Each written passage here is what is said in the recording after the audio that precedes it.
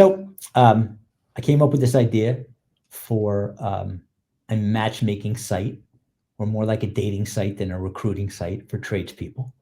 And if I could come up with an algorithm that would determine how skilled a painter is and all the variables that go along with what you would be interested in hiring them, and then we created the same thing on the other side and strictly matched them up by the mathematics and the algorithms, it would be an interesting concept. Now, we all know about gig workers this day and age, where the ones that deliver your food, Uber, and so on and so forth. They don't really get involved with the skills. They're just looking for bodies that either drive or own a vehicle or things like that. The commercial construction trades are a little bit different. So we built this really cool profile building app that operates just like a dating site does. Welcome to the Painter Growth Podcast, where we help you scale your painting company in record time. Join us as we explore sales, marketing, hiring, finances, leadership, and more, everything that you need to know to scale and grow your painting business. I hope you enjoy and subscribe. Hello, everybody. Michael Hickman here, founder of paintergrowth.com, and y'all are listening to the Painter Growth Podcast. On today's episode, I have a guest, as usual. And my guest today is Brian Drucks. So he's been in the painting industry for a long time, fourth generation painting contractor, has been a speaker at the PDCA, and has been doing a lot of stuff in the business, in the painting business, and now has done some software startups. And we're going to learn a lot about that and a new project that he's just recently launched. So, hey, Brian, good to have you, man. It's great to be here. I don't know where that y'all just came from as a Canadian. That sounds like a something from the South in America. So when you work with Americans for long enough, you start talking like them. So I bring that in because sometimes I want to just hide that I'm from Canada. So I'll switch the A for a y'all, and no one is none the wiser. It's a real quick funny story that I'm a musician, and I guess as musicians, we are taught to emulate those that we inspire us and train us and where we pick up little habits from. Well, apparently I brought that into my real life, and wherever I go, I do that with accents. So if I go to London, if I go to Paris, if I go to Canada, my wife is always like, you're talking with an accent. Yeah. I didn't even realize. I just kind of pick it up and naturally. So yeah, it just happens. What's your instrument of choice? Yeah. What's that? What's your instrument of choice? I play guitar and sing, still on a regular basis, probably 5-6 gigs a month. Oh, wow. Good for you. Bunch of records. I play piano, and I do some guitar as well, but piano is kind of my main jam. Very nice. Yeah. So you are a fourth generation painting contractor. So you don't have a painting business now? I still do. Oh, you still do? Tell me about it. What's it like? So our company is called Drucks Incorporated. We are located in New Jersey, 45 minutes west of New York City. We paint everything from giant stadium to office buildings, shopping centers. More commercial business? Only commercial. Okay. Only commercial. Most of our work now, post-COVID, is industrial warehouses. New Jersey is a great hub for warehouses. So anywhere there was a farm 3 years ago, now they're building warehouses on it. So they're tilt-ups. So they require a lot of paint on them. Yep. So that's kept us busy. How do you get contracts like that? Like those, a lot of guys would love to get those 6-figure contracts. How do you track those down? When you're around for 4 generations, you have a reputation. I got a great team of estimators and salespeople, so they kind of do that work for us. Yep. I don't take any credit for doing any of that anymore. Yeah. Okay. So, but basically just from bid, Mercs and those bid sites. Yeah, we don't even use those sites. Generally, we're invited. Yeah. At this point, we don't pursue any clients or any work. Yeah. We have software that I've developed that tracks every opportunity that comes in. We have goals that our salespeople have to hit as far as estimates that go out the door. And even with what I would consider a down economy in the commercial sector, there's more bids than we can even get to. Mm-hmm. Closings are not great, but bidding opportunities are yeah. still So, How many painters do you guys have operating, at any given time? when we're slow, 10 to 15. When we're busy, 35. Yeah, that's a good size operation. Yeah, Pays the bills. yeah, exactly. So what made you decide to go from your painting business to getting into software? I know you're doing a few different software startups. What kind of caused that shift? So, always been an analytical guy. Always created spreadsheets for my office to run the office on. I happened to get asked to speak a couple of times, and so I was going to speak and then kind of create spreadsheets and things like that to go along with my discussions. And then we happened to go on vacation with a friend of mine who said, you should create the software, sell the software, give away the speech. So we did that. Our first company was called Your Cost Center, and what it is a program that creates your pricing model. So you put in all the factors, your worker comp classifications and ratings, how many people you have, what their rates are, and so on and so forth. And every time you make a change, it calculates what you need to charge an hour to recover all that overhead and cost. That's when Okay. I got involved with the PDCA as a speaker. They actually bought licenses for every member to use our software. And then since then, I've built. This will be my fifth software company. I Wow. have I have one for musicians. I have one for utility tracking. I have one for networking, kind of like a networking group for construction trades. And then I said the one on musicians. And then our newest one, which is called Where Trades Go, which actually part of it launched yesterday after probably from conception to delivery, a little under 2 years. Okay. Yeah. Awesome. Well, yeah, I'm excited to learn about a little bit about that Yeah. that soon. So we'll just kind of get there in a minute. When you launched this first one, which was, sorry, what did you say it was called again? The estimating one? Your Cost Center Your cost center. Is it still operating today? still operates. Yeah, still operates. Okay. How many users do you have on that? I don't even know, to be honest with you. We Yeah. don't promote it anymore. Okay. We've moved on to other things. It's still there, and the people who subscribe to it for all these years still subscribe, but Yeah. we don't really push it anymore. Okay. Cool. My office swears by it every day. Yeah. So you did that for a little while. What was like the biggest challenge that you kind of had moving from being a just full-time painting contractor to now being a software entrepreneur?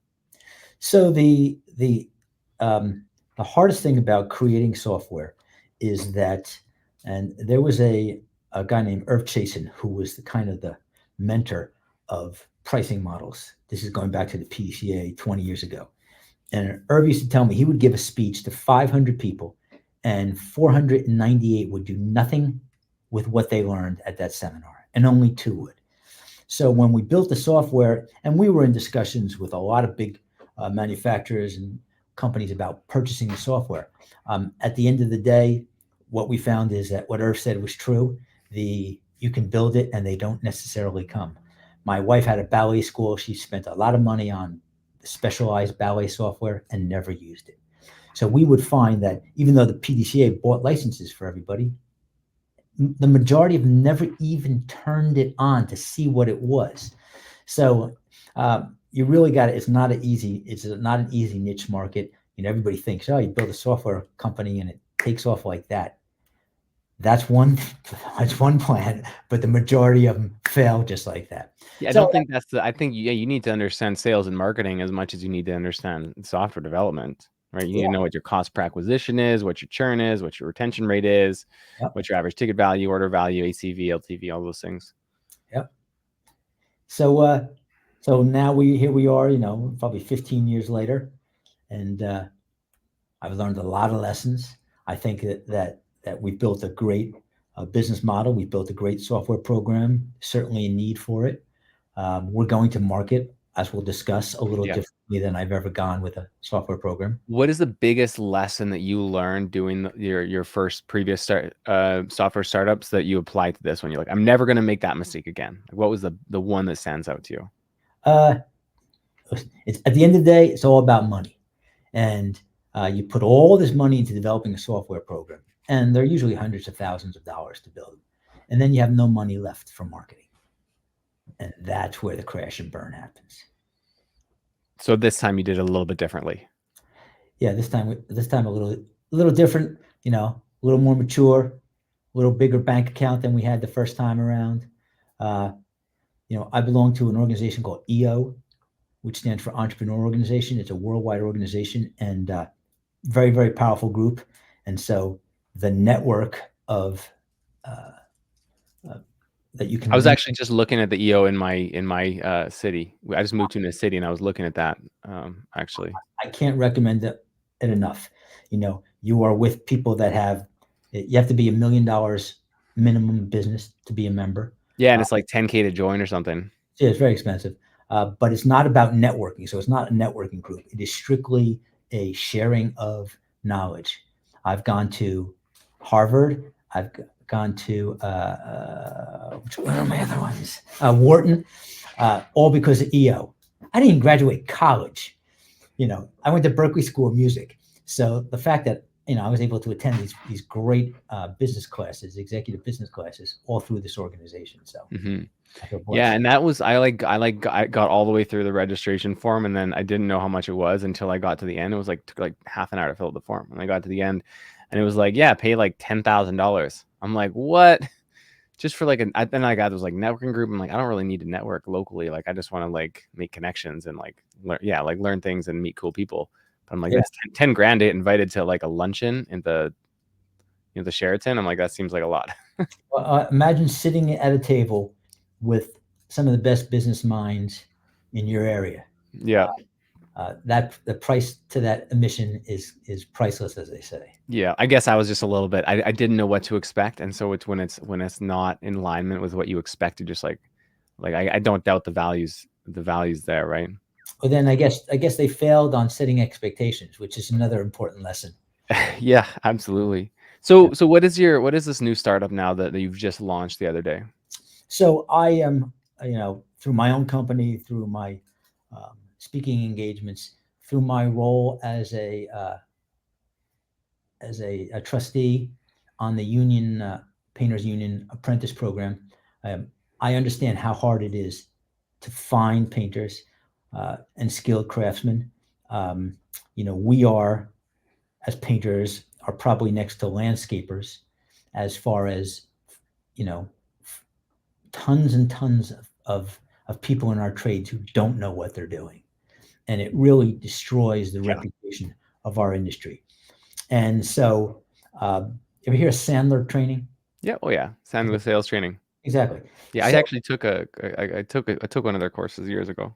Okay, so they have a philosophy when you talk about the economy and how it affects your business. And I remember a friend of mine who was a trainer for them said, is the economy affecting your business? And this was probably 2008 when we had our last real crash. And I said, oh, it's killing my business. And he said, oh, really? Well, what do you think the value of commercial painting is in New Jersey? So I would say, $100 million worth of, if you took every commercial painting contract in New Jersey at the time. And so he said, okay, and how much do you think the economy is off? Do you think it's off 10%? Do you think it's off 40%? I said, probably 30%. He goes, right, let's make it 50%. So you've got $100 million worth of opportunity in New Jersey, but because the economy now, there's only $50 million worth of opportunity. And how much business are you doing? At the time, I was probably doing $1 million. So I said, well, I'm doing $1 million. So he goes, so there's $49 million of opportunity on the table. So is the economy affecting you, or is it just you just don't know how to find the work? And I was like, wow, that was one of those moments the light bulb went off my head. So fast forward, when we talk about that, we can't find skilled workers. Well, I know that Sherwin-Williams has 1.2 million accounts in their stores.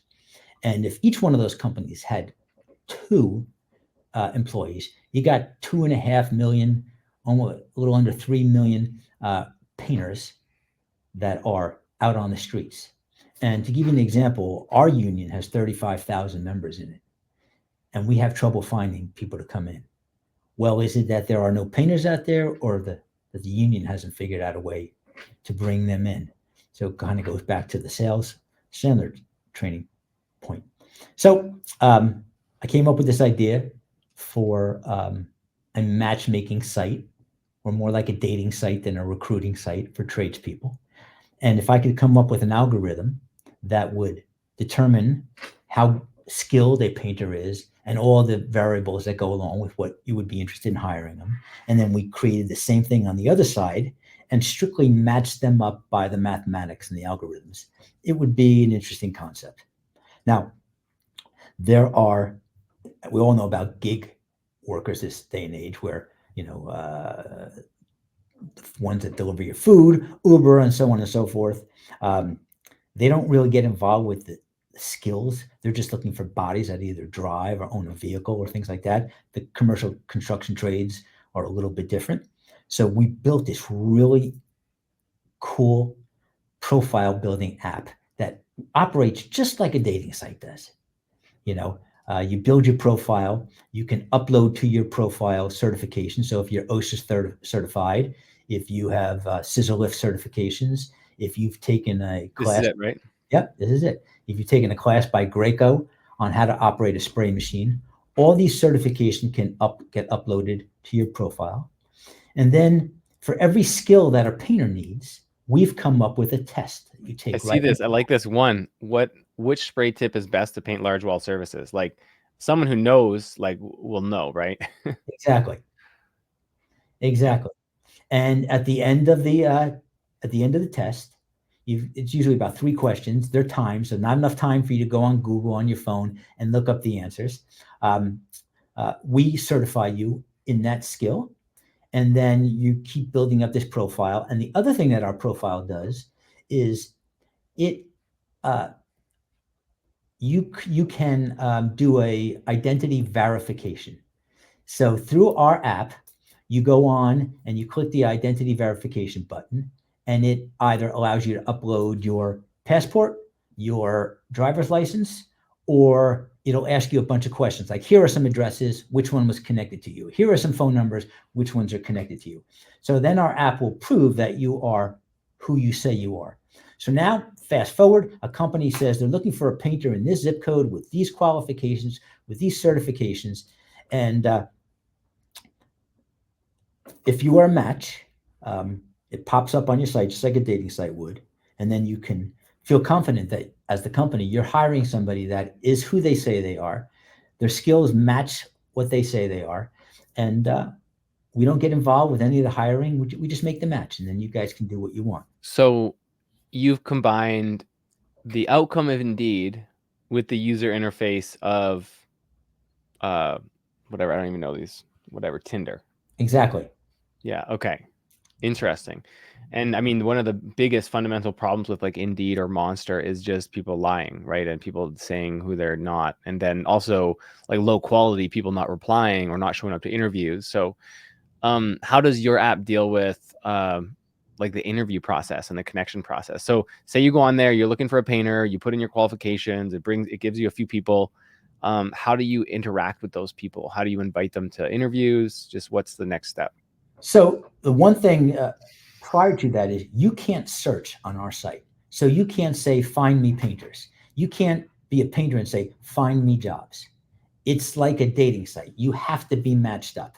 Otherwise, you're going to go on that site and find nothing. And the reason why we do that is, to your point of Indeed, if you run an ad on Indeed or Monster or any of those, and you say you're looking for these specific specifications, you get inundated with probably 40 resumes, of which maybe one match your specifications, and everything else is like, why is somebody who's worked in a retail, they let anything through? Exactly. So we fix all that. And this way you don't get inundated with things that don't work for you. So meaning you can run an ad, it just runs in the background. You don't pay us by the ad. You don't pay us by the position. You pay us a yearly subscription, unlimited ads, and it just runs. And when there's the perfect match, it shows up. Otherwise, it's just like running on in the background. Yeah. What was your question after that? How do you connect with the painters? What's that experience like? Okay, so when the match is made, the contractor gets to look at your profile, and they see everything that you are, and then they could click a button that they're interested, and the button is set up by them to say, I need an answer in 4 hours, 24 hours. There's all kinds of variations. So, which means the one of the things that, in my world, people call in the morning, they want to bid that afternoon. Everything is quick, quick, quick, quick. And if I'm going to hire somebody, I want to set some expectations. I want to hear from you in whatever that time is. If you can't fulfill that, I can't even imagine you coming to work for us. So that's the first thing we do. We say we want to have an answer from you in 4 hours or 24 hours. And then you'll send it to them, to the prospect, and then they'll get a notification from the app. Yeah, it pings on their phone. Okay. So and then they can look at the contractor's profile at that time. They can see the size of the company, maybe people who have worked for them before. Is there a rating system at all? Yes, there's a rating system. There's a rating system, and we can talk about that in a minute. Then if the two of you agree, then there's a communication system through our app. And then you can set something up on your own. You can say, come in for an office, or you can hire them. Once the hire is made, and this will talk about the rating system. So in the beginning, before you're ever hired, you have a benchmark that will compare you against others for how many certifications you have and how many skills you have. And so you have a rating on that. Yeah. And then that eventually will turn into a numerical number. And then as you work for somebody, so you two make a match, I hire you. After I hire you, 24 hours later, our app sends out a message. Is this person show up? If they showed up, they get a bump in their points. If they never show up, which happens a lot in our industry, they get a significant bump down. Social credit scores like China. Exactly. And it's not I didn't like him, I didn't like his personality. It's, did he show up or not show up? Then 1 week later, is this person still employed by you? And yes or no. If it's yes, his rating gets a bump. If it's no, we ask him a couple of questions why. And some of them won't affect your rating, meaning it just was mutually not a match. Okay, nobody gets hurt by that. Or the position was filled already or something. Yeah, or they stop showing up, then of course there's a negative there. Or the skills that they have were not what they said they were. So nothing personal. I didn't like his personality, things like that. Yeah. Likewise, it's action-based. Action-based. Yeah. Is the person he said he was? Did he have the skills he said he was? Did he do what he said he was going to do? And the employee gets to do the same thing to the employer. So it's a very fair rating system. Yeah, I like that. Yeah. The gamification. And the system works this way. There is full-time positions. There are part-time positions. There are job-specific positions. And then there are what we call rush jobs. So I can hire you full-time. I can hire you part-time. You can be totally happy where you're working as a painter, and your boss gives you Monday to Friday work. I am not looking to hire anybody else. I've got my staff from Monday to Friday, but all of a sudden we got a job on a Saturday and I can't get enough guys to work that Saturday, or I need more than I have. You can use the app just to find people for that weekend. Just temporary work to find subs. Yep.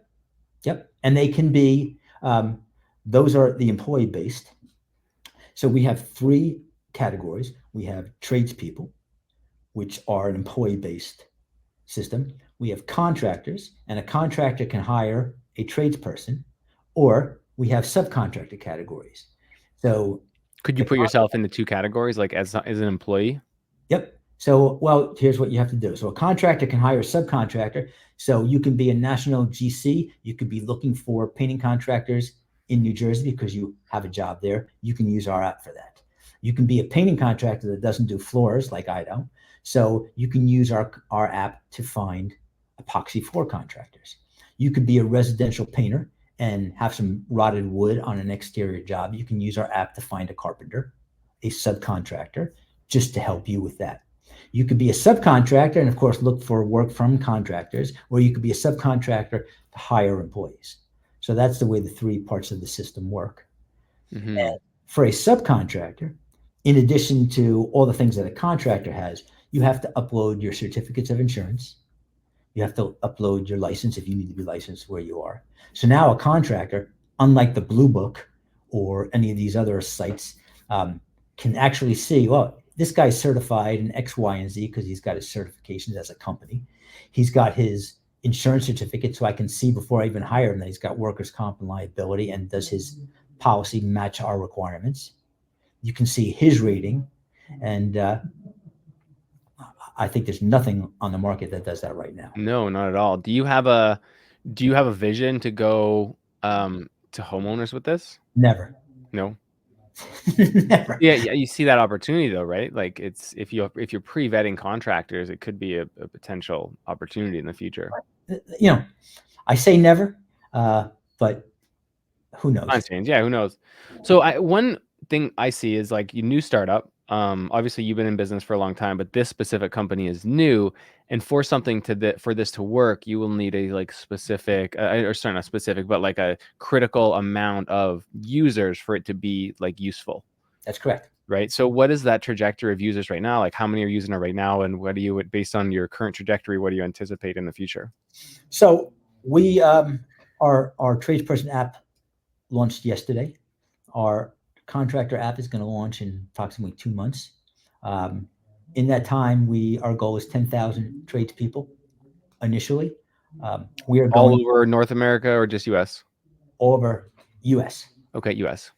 We have no reason not to take those from Canada, but that's not our focus right now. Yep. And the interesting thing is when you talk about starting a software company, and everybody's got these funky names for software companies now. You got Zappos, you got Uber. None of that has anything to do with what the company actually delivers. And when we were thinking of these Zappos, sorry, Zappos is shoes in Spanish, so yeah, kind of that one does. and it's true. By the way, if you ever want a great management class, go to Las Vegas and take Zappos class. Yeah, Tony Shiz. Yeah. Yeah, amazing entrepreneur. But sorry to cut you off. Spoke many times at EO events that I've been at before he passed. Wow. So we're sitting around trying to come up with funky names, contractor this or worker this, and trying to spell things. We've used, like you said, we've tried other languages. One of my companies is called Luva Music, and Luva in Danish is like home of. So that's where we came up with that name. And we kept saying, well, where do trades go? Where do trades go? And so kind of light just went off and said, let's just call it Where Trades Go. And when we're going to market, we are going to, matter of fact, we're finalizing the design on the trucks that we're sending out on the street. And these They look trucks, good. The branding is nice. The branding is very nice. thanks. We're going to construction sites. So, they always say, when you're looking to marry somebody, you want to date, you have to go where those people, single people are. So we are going to construction sites with our vans. We are parking them outside, and we are giving away cups of coffee with our logo and our QR code on it to everybody that walks into that site. We are parking these trucks at Home Depots, at Lowe's, outside of Sherwin-Williams, Benjamin Moore, electrical supply houses. These trucks will be on soccer stadium fields and baseball fields where dads who are tradespeople during the day and coaches of their kids' little leagues, where they are at night. Big guerrilla strategy there.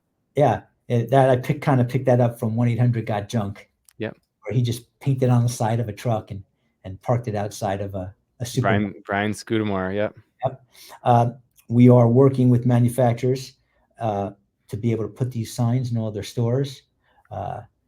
We have a viral aspect of it where part of our app, I'll kind of show you as I go through it. Part of our app has a referral program built in where everybody gets their own unique QR code, and you can share that QR code either by just holding your phone up or copying the link or using the 2 buttons to send it. And then you get entered into a contest. The most referrals gets $500 a month. Then we have a general contest where the winner gets $250 a month, and you get an extra entry for a different trade. You get an extra entry for a different state. So there's be some viral aspect of that. We're going to be working with the Department of Labor. We're going to be working with trade schools and apprentice programs. What's the online strategy? Do you have much for like Facebook ads and like getting in front of people that way? We do. We don't think that that's going to be our most success. Okay. Because it's such a broad net.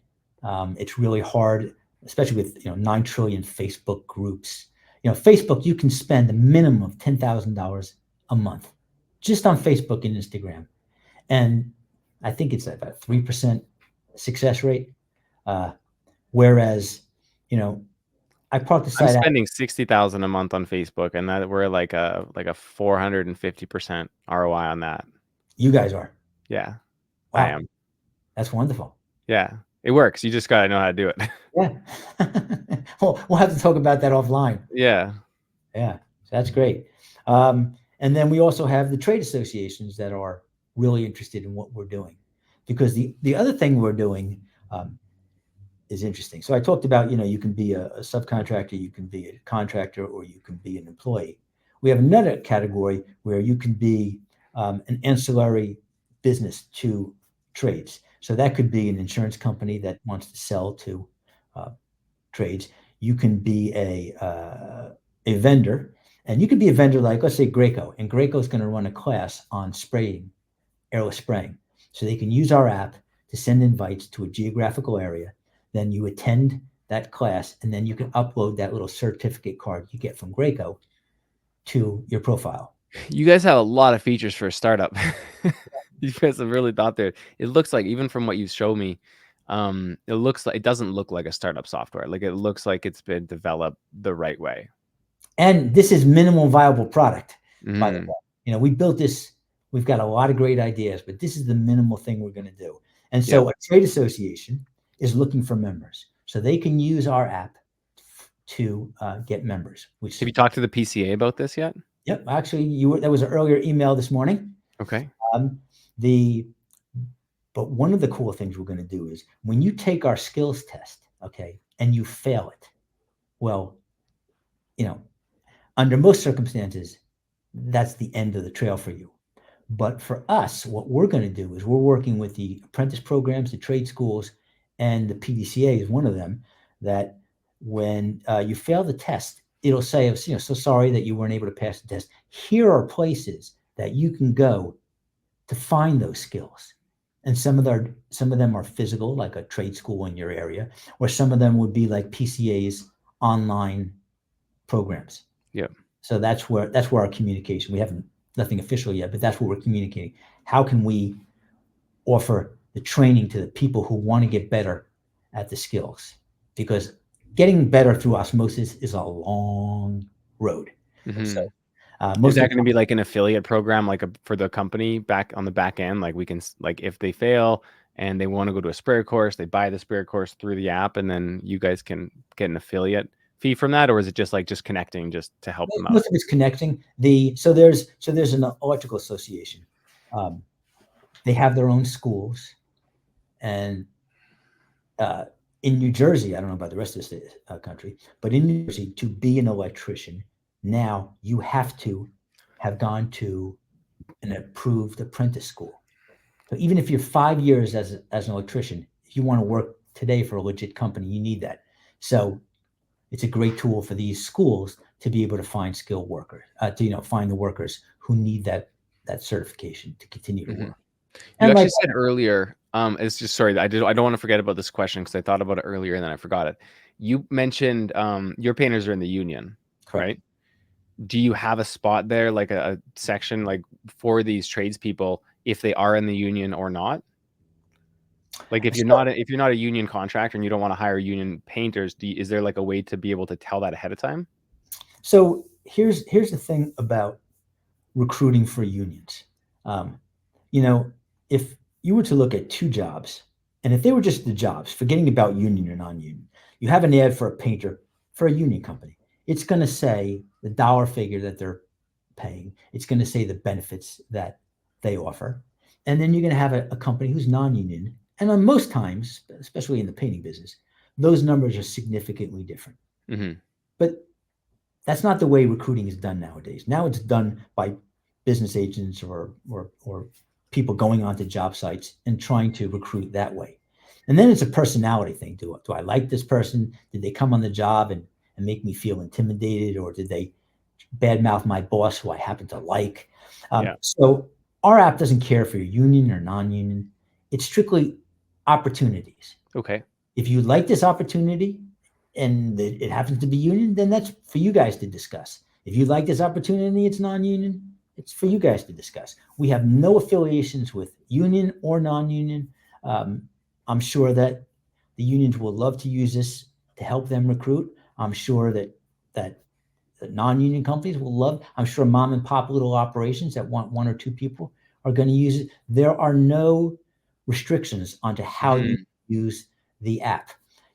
There are people that will have every certification you possibly can need. And so their bench score is going to be incredibly high. They're OSHA certified in 30 different things. They've got CPR training.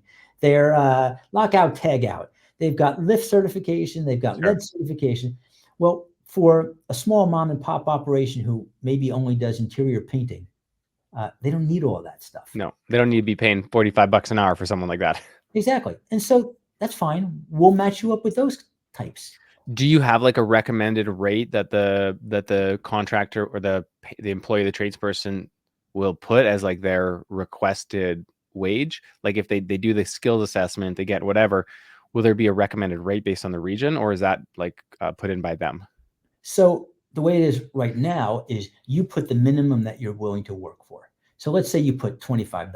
Okay. Now, as a contractor, I say I'm offering a job at 35. The contractor, you will be matched up because you put 25 or over. The contractor never knows that you put $25 in. They don't get to Gotcha. see it.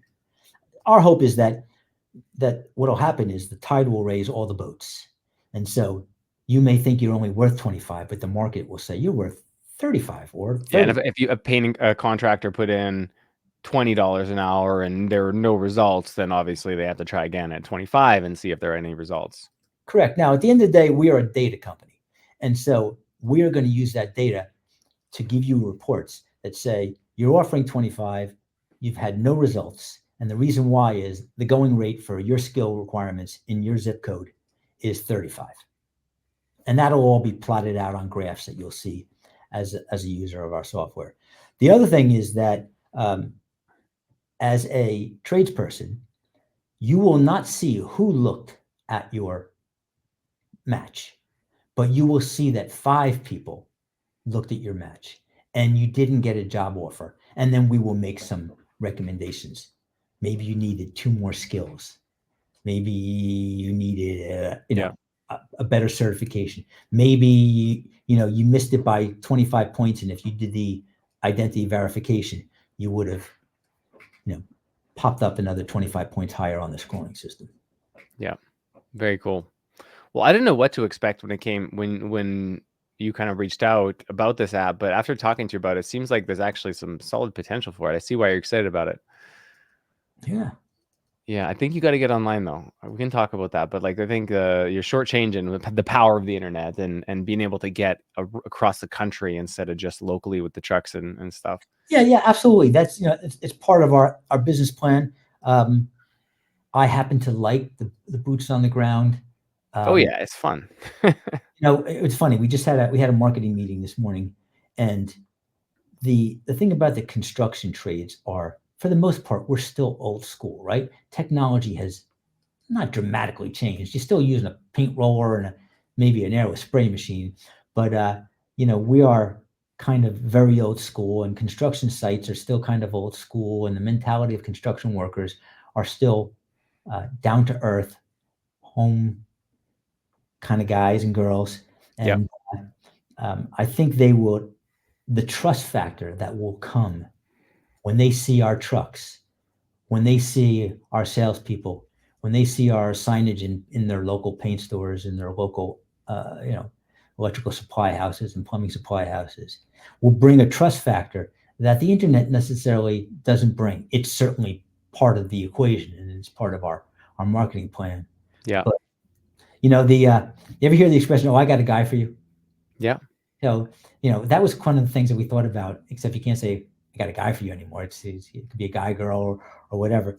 But that's the philosophy we're doing, because we live in a micro world, a micro economy, a micro social world where, you could be on Facebook and you could be on this group, but there's 10,000 other groups that are doing the same thing. You can live in a world where, you travel from your office to your house and you go the same route every day. And because you don't have a local newspaper that tells you, oh, by the way, they're just a new restaurant or a new store just opened and it's 3 blocks off the path that you travel, there's no way of knowing that. So we're kind of mixing all the old school about showing people that we're existing while using, social media marketing and things along those lines. But there's a trust factor. And if we get in with one little micro group of tradespeople and they trust us, they're going to tell all their friends and their friends and their friends. And I think they'll, I was speaking to a guy who runs one of the Facebook groups this morning, and he said, before I let you on the site, I got to make sure that you are, reputable and trustworthy and things like that, because otherwise I'll have 100,000 people who are going to be mad at me for letting you on.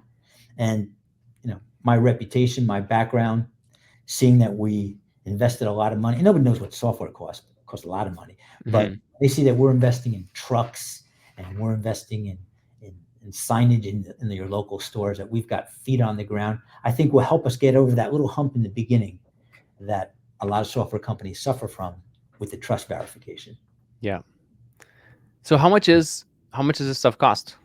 How much does the software cost for contractors and for tradespeople? Tradespeople, it's free.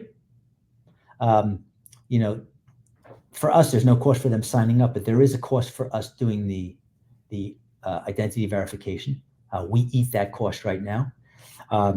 Tradespeople, contractors and subcontractors will pay us a flat fee of $1,500 a year. For that, they can run as many jobs as they want. They can get all the reporting functionality that they want. They can just have it run in the background. You could be totally happy with your crew and use it strictly for ancillary labor when you need it. You could be totally happy with your crew, or you can not be totally happy, and you're not going to fire anybody until you find the perfect match. So you can use it running in the background. Again, you can use it if you're looking for ancillary trades. You want somebody who's a carpenter to fix some rotted wood. You got a job that's 4 hours away or 2 hours away. You're willing to go there or send one of your people, but you need some additional labor because the rest of your crew won't go. In our industry, I get calls all the time. When you do a job 5 hours away, 6 hours away, I can send one guy, put him up in a hotel, and then I have the ability to find labor in that town, but most people don't. So they would use our app for that. Very cool. So $1,500 for contractors for a year, which is like $120 a month. Yep. Right. Do you have a monthly option or just annual right now? It's going to launch in 2 months, so the pricing structure may offer a monthly payment plan. It won't be a monthly option. It'll be a yearly subscription with a monthly. Gotcha. Yeah. I mean, it sounds like you kind of need to really get the value of it, you need to use it, right? And not just let it sit. Yeah. And if you ever ran an ad on Monster or LinkedIn, they start at about, I don't care what they say they start at, it ends up costing you the minimum $300 a month. And then if you want to bump it to be higher up in the level, or after 3 days, because you're lower and lower, that doesn't happen on our site. So the average amount of money you spend on those sites is about $700 a month. Yeah. So for $1,500 a month, we think we're underpriced. But a year. Yeah, a year. Sorry, $1,500. Yeah, I guess if you compare it to any sort of replace that money you're spending on Indeed or Monster, you could easily spend that in a month or two. Exactly. So we think we have a great value proposition. Very cool. It's a heavy lift. I get it. It's honestly, it's not that bad. It's like the average job size. These guys, it's a fraction of a single job, right? And that gets you a year of this platform that's only going to get bigger over time. Yeah. So Brian, how can people find out more? Where can they download the app? How do they get started, and when can they get started? So as of right now, you can go to our website, which is wheretradesgo.com. You can be a contractor and see what the value from a contractor perspective. You can go to the trades part and see the value of that. You can download the trades app on the Apple Store. It is not available yet for Android. That's 2 months away. Back to the minimal viable product, we had to pick a vendor. So Apple won to see if this has leg. And once we prove it over the next 2 months, then we'll turn out the Google or the Android app for this also. Very cool, man. Well, I'm excited for you. I think you've hit the nail on the head with a really cool product. And now it's all about execution and client acquisition. Oh, isn't that the truth? Yeah. So I will put the link to download the app in the description below. And I guess we'll have to circle around in a few months to see how it's going and get an update. Great. And then we'll find a way that we can get you on the site and get our users to find out all about what you're doing. Perfect. Sounds great, man. Well, thanks again, and all the best to you. Really excited for you. Thank you, man. I greatly appreciate it. Thanks for listening to the Painter Growth Podcast. If you want to grow your painting business, go to www.paintergrowth.com or click on the top link in the description. Talk soon.